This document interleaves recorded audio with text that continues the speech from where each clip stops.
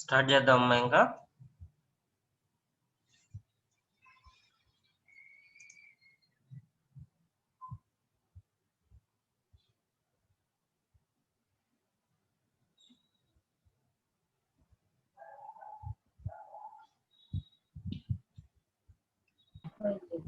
కానీ ఏ ఒకసారి పబ్లిక్ గా పట్టుకున్నప్పుడు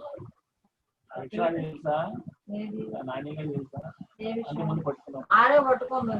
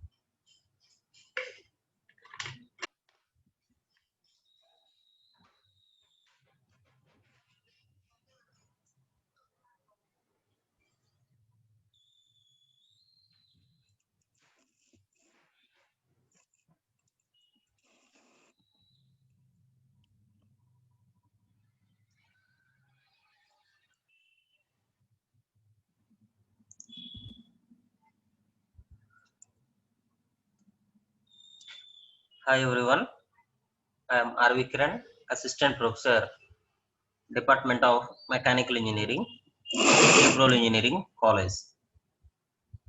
So, in today's class, I am going to explain the other problem in the gyroscopic couple and the most important topic of this unit, effect of gyroscopic couple on aeroplane. So this is the first example in the syllabus. Totally there are 4 types of examples. So first one is the aeroplane itself today, second one is the naval ships, third one is the two-wheeler, and fourth one is the four-wheeler. So these are the 4 types of examples in the syllabus. Today we are going to see the first one, that is the effect of gyroscopic couple on aeroplane. Already yesterday we have seen a sample problem yesterday on rotating discs, which is on gyroscopic effect. Today we are going to see another problem.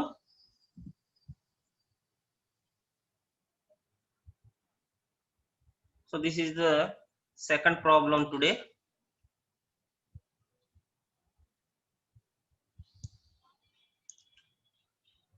First, let's start the problem.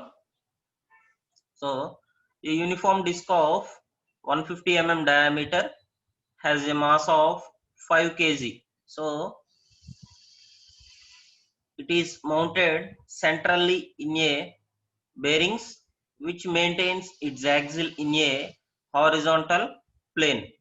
So the disc spins about its axle with a constant speed of 1000 rpm, while the axle presses uniformly about the vertical at 60 rpm. The directions of the rotations are shown in the figure. If the distance between the bearings is 100 mm, find the resultant reaction at each bearing due to the mass and gyroscopic effects. So these are the question given in the for the problem of gyroscopic couple. So there they are asking the resultant reactions there. So they are asking the resultant reactions of each bearing due to the mass and gyroscopic effects. So first of all, we are going to write the given data. So first of all, the uniform disc of 150 mm diameter. So 150 mm diameter is taken as small d. D is equal to 150 mm. It can be written also as radius. So it can be taken as radius also. So radius is equal to d by 2. That is diameter by 2. That is 75 mm. And it is converting into meters from millimeters. So by converting the meters, we are taking it as 0.075 meters. Next, that has a mass of 5 kg. So the mass of the disc also has been given here. So we are taking directly small m is equal to 5 kg. So small m is equal to 5 kg, and it is mounted centrally in the bearings which maintains its axle in a horizontal plane. So in the picture you can see the two axles here. So first one is on the left side, second one is on the right side. Two axles are here. So the bearings is mounted on the horizontal axle. So it is mounted centrally in the bearings which maintains its axle in the horizontal plane. So you can see the disc in the horizontal section only. It is rotating in the anti-clockwise direction when seen from the front side. You can see clearly in the disc is rotating in the anti-clockwise direction only. Next, the disc spins about its axle with a constant speed of 1000 rpm. So the speed is given here. So we can take directly as n is equal to 1000 rpm, and it can be converted as omega is equal to 2 pi n by 60. So in the earlier problem we have seen the same formula.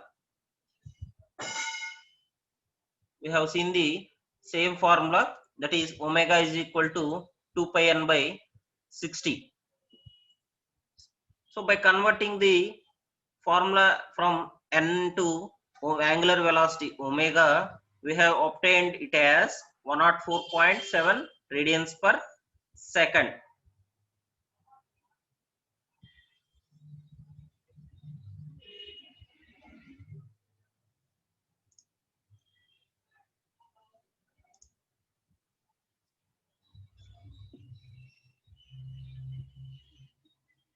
మా సుధీర్ ఉన్నాడా? Sir ఏనమ్మా ఎందుకు మిగతా వాళ్ళు ఎందుకు రావట్లేదు online class కి? తెలియదు sir మరి నాకు. ఇది 10 మంది కనిపిస్తున్నారు రోజు 10, 12.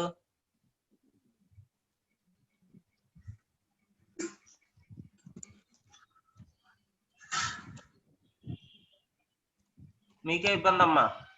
డైరెక్ట్ టెక్స్ట్ బుక్ చూస్తే ఏం అర్థం కాదు మీకు.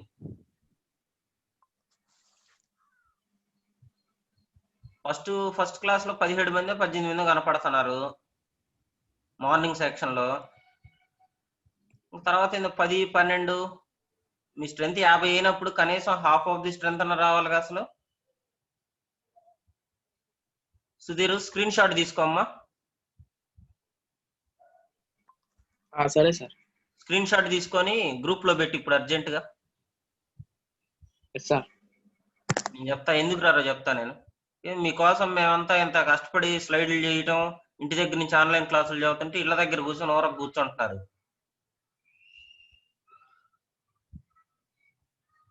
నెట్లు లేవు ఇవన్నీ అని చెప్పబాకండి అమ్మా. మిగతా వాటికి బాగానే యూజ్ చేస్తున్నారు నెట్, టవర్ లేదు.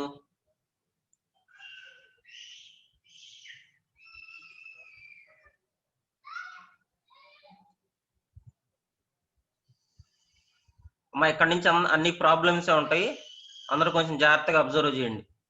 మొత్తం ప్రాబ్లమ్సే, మొత్తం ఇంపార్టెంట్ ప్రాబ్లమ్సే మొత్తం కూడా.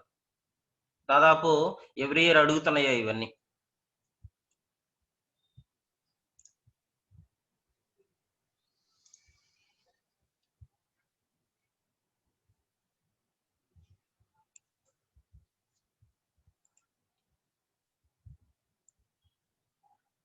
సో స్పీడ్ వరకు చూసాం కదమ్మా. సో స్పీడ్ ఇచ్చారమ్మా డైరెక్ట్ మనకి 1000 RPM ఇచ్చారు స్పీడ్ అనేది. దాన్ని ఏం చేస్తున్నాం అంటే యాంగులర్ వెలాసిటీలోకి కన్వర్ట్ చేస్తున్నాం. సో దానికి ఫార్ములా ఏంటంటే omega is equal to 2πn/60. So దాని ఫార్ములా వచ్చేసి డైరెక్ట్ గా omega is equal to 2πn/60. So n 1000 కాబట్టి డైరెక్ట్ గా సబ్స్టిట్యూట్ చేసేస్తున్నాను నేను అక్కడ. అది టోటల్ గా 104.7 రేడియన్స్ పర్ సెకండ్ వచ్చింది. అమ్మా ఎవరికైనా ఇంగ్లీష్ లో అర్థం కాకపోతే చెప్పండి, తెలుగులో చెప్తాను, కన్వర్ట్ చేస్తాను. అందరికి అర్థం అవుతుందా ఇంగ్లీష్ లో?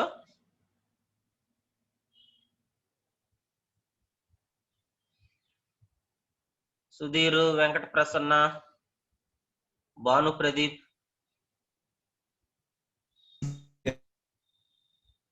నరేంద్ర,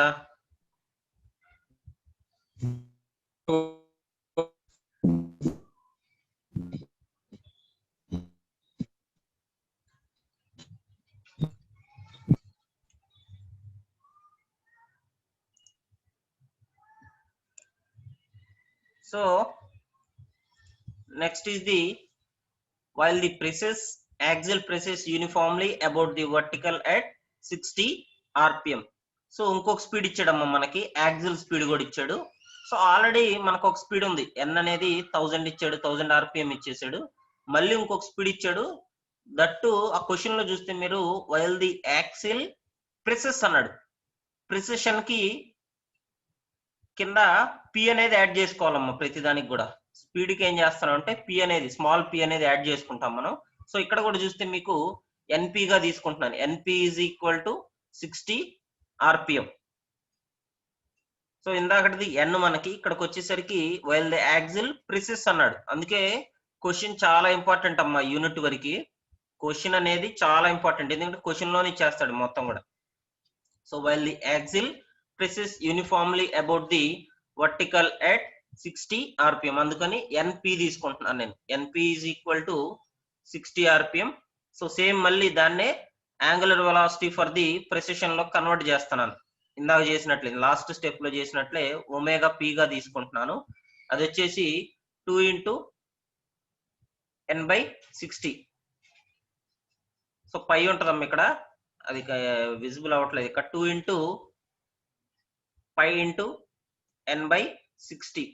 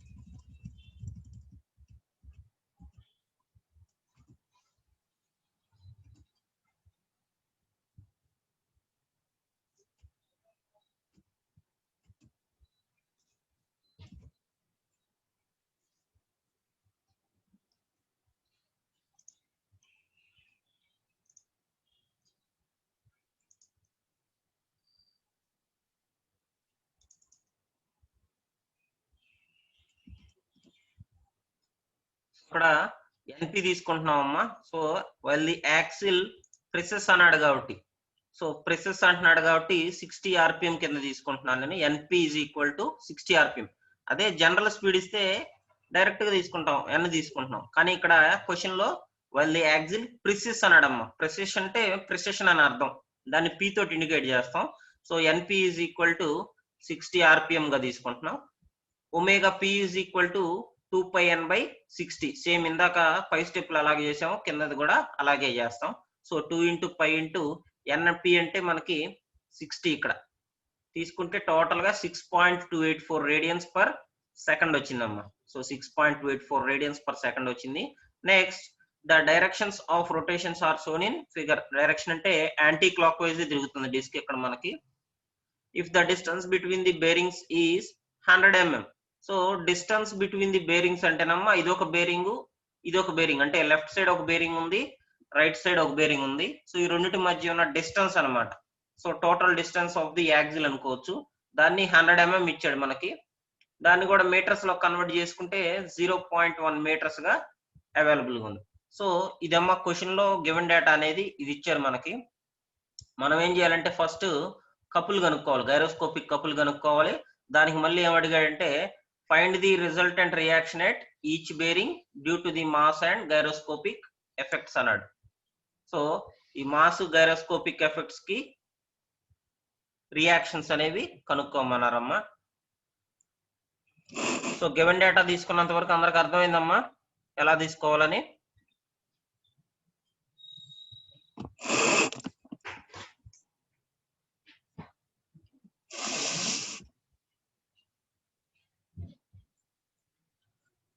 సో ఫస్ట్ వచ్చేసి మనం ఇనర్షియా కనుక్కోవాలి. So we know that mass moment of inertia of the disc. So mass moment of inertia I కనుక్కోవాలమ్మా. దానికి ఫార్ములా మీకు ఆల్రెడీ తెలుసు, mr²/2. ఆల్రెడీ లాస్ట్ సెక్షన్ లో చూసాం దాన్ని. mr²/2 గా తీసుకుంటున్నాం దాన్ని. I is equal to mr²/2. So ఆ ఫార్ములాలోకి సబ్స్టిట్యూట్ చేయాలంటే మనకి m తెలియాలి, r తెలియాలి. సో ఆల్రెడీ గివెన్ డేటాలో మనకి m ఉంది, r కూడా ఉంది. సో డైరెక్ట్ గా సబ్స్టిట్యూట్ చేసేస్తే మొత్తాన్ని మనం 0.014 kg m² గా వస్తుందమ్మా ఆన్సర్ మనకి. సో ఆన్సర్ అనేది 0.014 kg m² గా వస్తుంది. That is for the inertia, mass moment of inertia. I is equal to mr²/2. Next gyroscopic couple కనుక్కుంటున్నాం డైరెక్ట్ గా. సో గైరోస్కోపిక్ కపుల్ ఫార్ములా ఏంటంటే C is equal to I × ωp. So already మనకు తెలుసు, inertia already find out చేసాం ఇక్కడ. Omega అనేది given డేటాలో కనుక్కున్నాం ఇక్కడ. సో గివెన్ డేటాలో ఒమేగా ఉంది, ωp కూడా ఉంది. So we have already find in the given data that omega and ωp are available. So ωp అనే రెండు కూడా అవైలబుల్ ఉన్నాయి కాబట్టి డైరెక్ట్ సబ్స్టిట్యూషన్ చేసుకుంటున్నాం మనం వాల్యూస్ ని. సో ఒమేగా వచ్చేసి 104.7 రేడియన్స్ పర్ సెకండ్, ωp వచ్చేసి 6.28 రేడియన్స్ పర్ సెకండ్. సో దాన్ని ఆ వాల్యూస్ ని డైరెక్ట్ గా సబ్స్టిట్యూట్ చేసేస్తున్నానమ్మా. సబ్స్టిట్యూట్ చేస్తే gyroscopic couple C is equal to 9.2 newton meter గా వచ్చిందనమాట. So couple C is equal to 9.2 newton meter గా వచ్చింది. సో ఇక్కడ వరకు మనకి గైరోస్కోపిక్ కపుల్ ఎఫెక్ట్ అనేది తీసుకుంటున్నాం అమ్మా. సో గైరోస్కోపిక్ కపుల్ ఎఫెక్ట్ అనేది ఇక్కడ వరకు తీసుకుంటున్నాం. నెక్స్ట్ వీటికి డైరెక్షన్స్ కనుక్కోవాలి. సో ఫోర్స్ కనుక్కోవాలి ఫస్ట్ ఎంత ఉందో. సో ఈ డైరెక్షన్స్ కి ఫోర్స్ కనుక్కోవాలి కాబట్టి ఇక్కడ చూస్తున్నాను చూడండి, the direction of the reactive gyroscopic couple is shown in the figure. So ఇక్కడ చూసాడు మనకి. Let F be the force at each bearing due to gyroscopic couple. So F అనేది ఫోర్స్ గా తీసుకుంటున్నాం ఇక్కడ. సో దానికి ఫార్ములా ఏంటంటే general formula F is equal to C/x. C is the gyroscopic couple acting on the disc and x is the distance between the bearings. So the distance between the bearings is taken as small x. So ఆ ఫార్ములాలో substitute చేసుకుంటే F is equal to C/x అనే ఫార్ములాలో substitute చేసుకుంటే C వచ్చేసి 9.2 వచ్చింది, x వచ్చేసి 0.1. So ఇక్కడ తీసుకున్నాం చూడండి గివెన్ డేటాలో already x is equal to 100 mm గా తీసుకున్నాం. సో ఎంఎంస్ ని మీటర్స్ లో కన్వర్ట్ చేసి తీసుకోవాలి మనం. సో తీసుకుంటే 0.1 వచ్చింది. సో మొత్తం డివిజన్ చేస్తే 92 న్యూటన్స్ గా వచ్చింది. సో ఫోర్స్ అనేది 92 న్యూటన్స్ గా యాక్ట్ అవుతుంది దాని మీద. So the force acting on the bearing of the bearing due to the gyroscopic couple is 92 newtons. 92 Newton's. Next ఇప్పుడు రియాక్షన్స్ కనుక్కోవాలమ్మా. సో రెండు ఎండ్స్ నుంచి కూడా రియాక్షన్స్ కనుక్కోవాలి. సో ఆ రెండు ఎండ్స్ ని ఏబిగా తీసుకుంటున్నాను. సో ఏబి సెంటర్స్ లో మొత్తాన్ని కూడా రియాక్షన్స్ కనుక్కోవాలి, ఏబి పాయింట్స్ మొత్తానికి కూడా. సో అట్లా ఆర్ఏ ఆర్బి అనేవి 2 రియాక్షన్స్ అనుకున్నామమ్మా. So reaction at the point A and the reaction at the point B. So రెండు రియాక్షన్స్ కనుక్కోవాలి. సో దానికి రెండు పాయింట్స్ కూడా ఒకటే కాబట్టి సో టోటల్ గా మాస్ అనేది ఎంత అప్లై అవుతుందమ్మా మనకి 5 kg కదా. సో రెండు పాయింట్స్ ఉన్నాయి కాబట్టి డివైడెడ్ బై 2 గా తీసుకుంటున్నాను, అంటే 2.5 kg. So 2.5 kg on each moment, అంటే ఈచ్ పాయింట్ దగ్గర మనకి 2.5 kg యాక్ట్ అవుతుంది. That is equal to 2.5 into gravity తోటి యాక్ట్ చేసుకుంటే 9.81 24.5 న్యూటన్స్ గా మనం అబ్జర్వ్ చేసుకోవచ్చు. సో కేజెస్ ని న్యూటన్స్ లో కన్వర్ట్ చేసుకుంటున్నాం ఇక్కడ. సో న్యూటన్స్ లో కన్వర్ట్ చేసుకునేటప్పుడు మనకి m ఇంటూ జీ గా తీసుకుంటున్నాం. F is equal to m into g. దానికి గ్రావిటీ యాక్ట్ చేస్తే మనకి 24.5 న్యూటన్స్ గా వస్తుంది. అంటే ఈచ్ పాయింట్ దగ్గర మనకి 24.5 న్యూటన్స్ ఫోర్స్ అనేది వస్తుంది మనకి.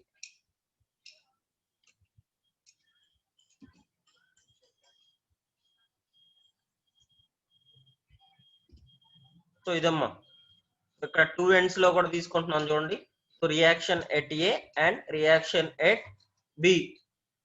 సో ఈ రెండింటి మధ్య ఉన్న డిస్టెన్స్ 100 mm మనకి. సో ఈ రెండు బేరింగ్స్ అనుకుంటున్నాం. ఈ రెండు బేరింగ్స్ మధ్య ఉన్న డిస్టెన్స్ వచ్చేసి 100 mm గా తీసుకుంటున్నాం. ఈ రెండు దగ్గర రియాక్షన్స్ అనేవి కనుక్కోవాలి మనకి. సో ఇక్కడ చూస్తే మనకి ఎక్స్ యాక్సిస్ వై యాక్సిస్ రెండు ఉన్నాయమ్మా. సో ఎక్స్ యాక్సిస్ వచ్చేసి యాక్సిస్ ఆఫ్ ప్రెసిషన్ అనుకుంటున్నాం, వై యాక్సిస్ వచ్చేసి యాక్సిస్ ఆఫ్ స్పిన్ అనుకుంటున్నాం, వై యాక్సిస్ వచ్చేసి యాక్సిస్ ఆఫ్ ప్రెసిషన్ అనుకుంటున్నాం. సో ఎప్పుడైతే డిస్క్ అనేది యాంటీ క్లాక్ వైజ్ లో మూవ్ అవుతుందో మనకి దాన్ని axis of active gyroscopic couple అంటున్నాం అమ్మా. So axis of active gyroscopic couple. Next ఇందాక ఫోర్స్ కనుక్కున్నాం కదమ్మా మనకి C/X ఫార్ములా తోటి.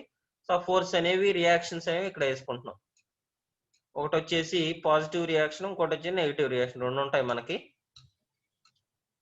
సో ఇక్కడ చూస్తే మీరు active gyroscopic couple, reactive gyroscopic couple.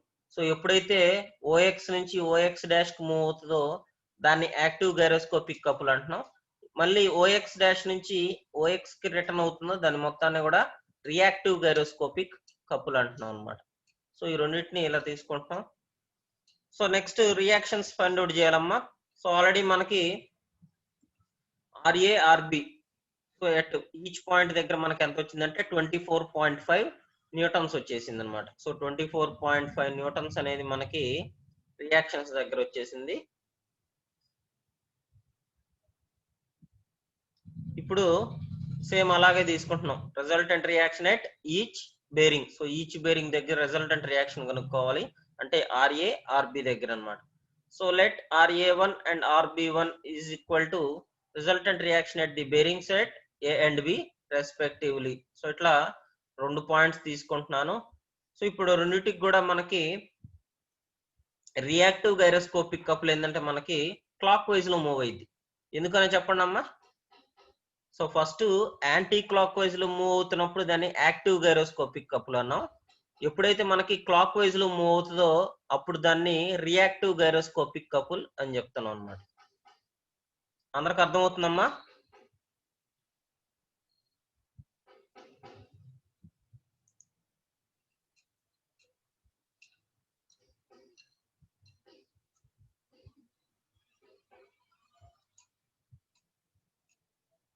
Sudheer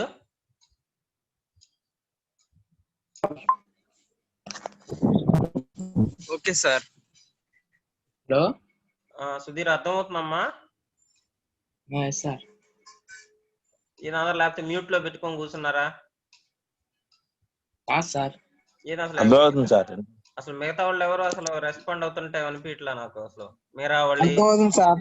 Rajesh అర్థమవుతుంది సార్. మా ఏమైనా అర్థం కాకపోతే అర్థం- హ్యాండ్ రైజ్ చేయండి, ఇబ్బంది లేదు, చిన్నగానే చెప్తా. Okay sir.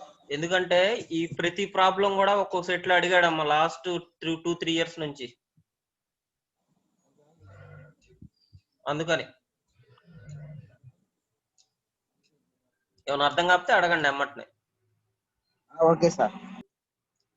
సో ఇక్కడ 2 రియాక్షన్స్ తీసుకుంటున్నానమ్మా మనం, RA1 RB1. సో ఈ RA1 RB1 అనే 2 రియాక్షన్స్ ని ఫైండ్ చేయాలి మనం. సో ఆల్రెడీ ఇందాక చెప్పుకున్నాం, యాంటీ క్లాక్ వైజ్ మోషన్ లో ఫస్ట్ మూవ్ అవుతుంది డిస్క్ అనేది. సో యాంటీ క్లాక్ వైజ్ లో తిరుగుతున్నప్పుడు ఏంటంటే మనకి యాక్టివ్ గైరోస్కోపిక్ కపుల్ అనేది దాంట్లో యాక్ట్ అవుతుంది. సో ఎప్పుడైతే మళ్ళీ ఆ రియాక్టివ్ గైరోస్కోపిక్ కపుల్ లోకి వస్తుందో అది క్లాక్ వైజ్ లో మూవ్ అవుతుంది అమ్మా. ఇక్కడ ఆ పాయింట్ అందుకే రాసింది నేను. Since the reactive gyroscopic couple acts in clock wise direction when seen from the front చూస్తున్నప్పుడు, therefore its effect is to increase the reaction on the left hand side bearing. So A point దగ్గర మనకు అప్పుడు clock wise direction లో move అవుతున్నప్పుడు reaction అనేది left hand side దగ్గర increase అవుతుందమ్మా. And to decrease the reaction on the right side, that is on the B దగ్గర తగ్గిపోద్ది. సో ఎప్పుడైతే యాంటీ క్లాక్ వైజ్ లో మూవ్ అవుతుందో మనకి బి దగ్గర పెరిగిద్ది, ఏ దగ్గర తగ్గిద్ది. సో ఇది జనరల్ గా జరిగేది. సో ఇప్పుడు రియాక్షన్స్ తీసుకుంటానమ్మా. RA1 తీసుకుంటున్నాను చూడండి. So force F plus RA, so reaction at A plus force గా తీసుకుంటున్నాం. ఆల్రెడీ ఫోర్స్ అనేది మనకి లాస్ట్ స్లైడ్ లో వచ్చిందమ్మా, 92 గా వచ్చింది. ఇక్కడ force is equal to 92 newtons వచ్చింది చూడండి. సో దాన్ని డైరెక్ట్ గా తీసుకుంటున్నాను. Plus reaction at A, reaction at A అనేది 24.5 వచ్చిందమ్మా ఇక్కడ చూస్తే. సో RA RB రెండు కూడా ఒకటే మనకి, అది 24.5 గా వచ్చింది. సో 24.5 గా వచ్చింది మనకి. సో దాన్ని తీసుకుంటే F ప్లస్ RA.